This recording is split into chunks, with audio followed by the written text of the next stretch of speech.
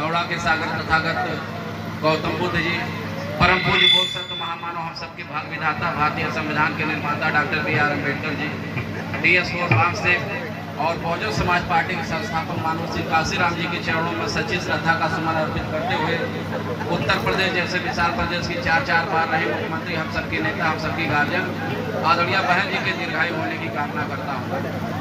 आज विधानसभा जलालपुर के अंतर्गत अंबरपुर में जो सामाजिक परिवर्तन स्थापना दिवस के रूप में जो मनाया जा रहा है, इस कार्यक्रम में हम लोगों के बीच में बहुत से सम्मानित साथी हैं जो इस कार्यक्रम की अध्यक्षता कर रहे हैं। बहुजन समाज पार्टी के हमारे बहुत ही वरिष्ठ नेता, हम सबके गार्जियन माननीय दिलीप कुमार विमल जी का मैं अपनी तरफ से आप सबकी तरफ से हार्दिक दिल से स्वागत वंदन अभिनंदन करता हूं।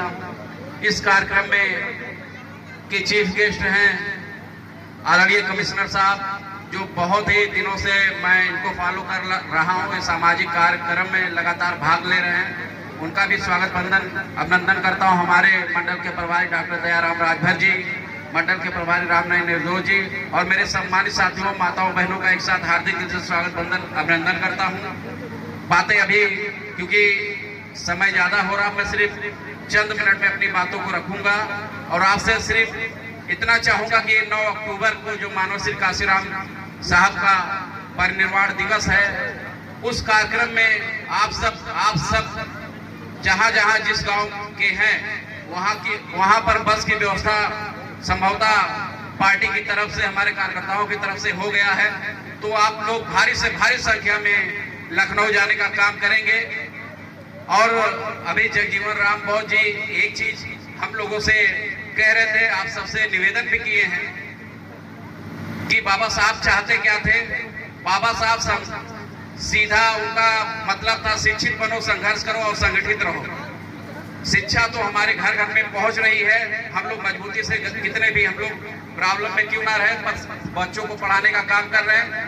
पर संगठित रहने का काम सबसे महत्वपूर्ण, संगठित रहने का काम इसलिए जरूरी है कि अगर बहुजन समाज पार्टी के प्रति समाज इकट्ठा हुआ है और बहुजन समाज पार्टी सरकार बनने के बाद समाज के लिए भी उतना काम की है, तो उस संगठन को संगठित होकर हम लोग को मजबूत करना है।